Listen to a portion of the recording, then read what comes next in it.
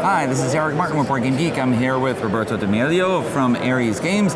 We'll be talking about Stay Away, which you are distributing in North America. Yes. This is the first game by the same authors of Last Friday. The game was kickstarted 2 years ago, but was never really distributed to North America before.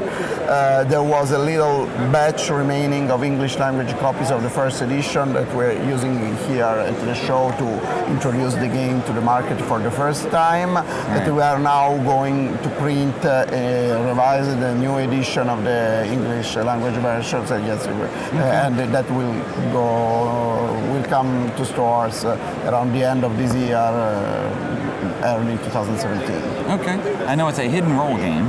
Yes, exactly. It is.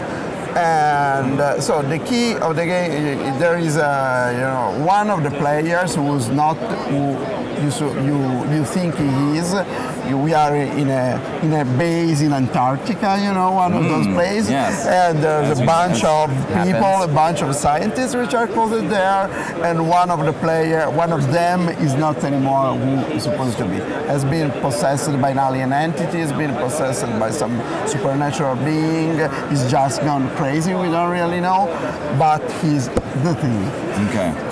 And so at the beginning of the game, you will deal secretly the Thing card together with a bunch of other cards to the various players. So the player who gets to be the Thing the Thing card is going to be the Thing, while all the other players around the table, you can play from 4 people to 12 people. So it's one of those games which really shines in a larger group. Yep. And so with the player who's the Thing, his goal in the game is to get every player in the game to be infected. Okay. While the goal of the humans, of course, is to find out before it's too late, before they all are infected, who the Thing is and kill him, and which best way to get rid of a monstrous alien entity than a good old flamethrower. As we keep in our Antarctic base, everybody, all around. Every serious Arctic base is equipped with a flamethrower.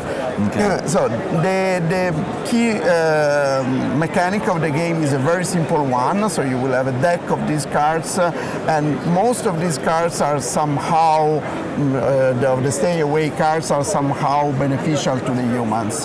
They are cards which you can use to take a peek at the hand of another player.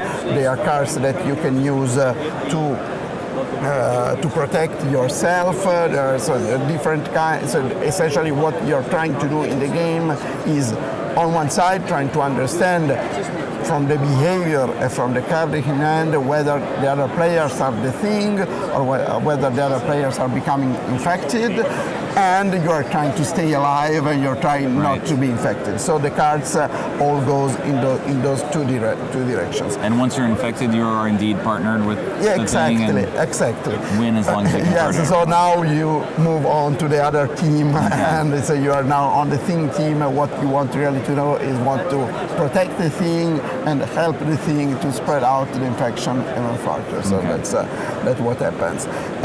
In the deck, there are not just Stay Away cards, though. There are also panic cards. So normally you will draw one Stay Away card, one card from the deck, and you will play one card from your hand of your choice.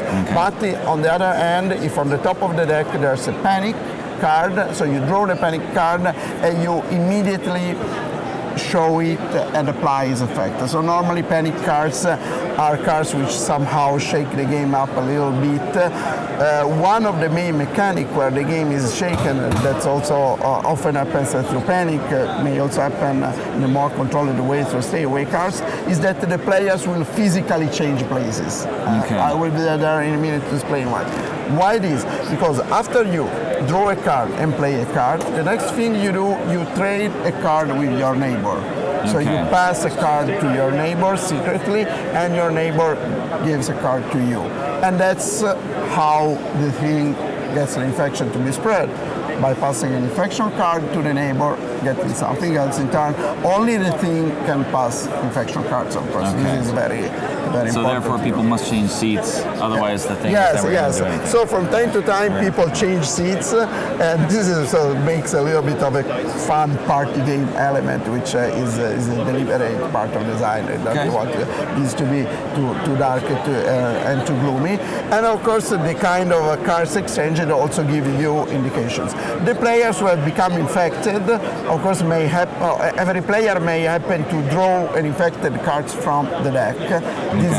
This doesn't mean that he is infected, but of course this is somehow of a false clue, because if you look at my hand, see infected, now you must believe me. No, I draw it from the deck. Okay. I'm not infected, I'm on your team. But the infected players, if they want, can give infection cards to the thing to help the thing spread out its infection. Okay. All right. Okay, so that's in a nutshell. All right. Thanks very much for the overview. Stay away.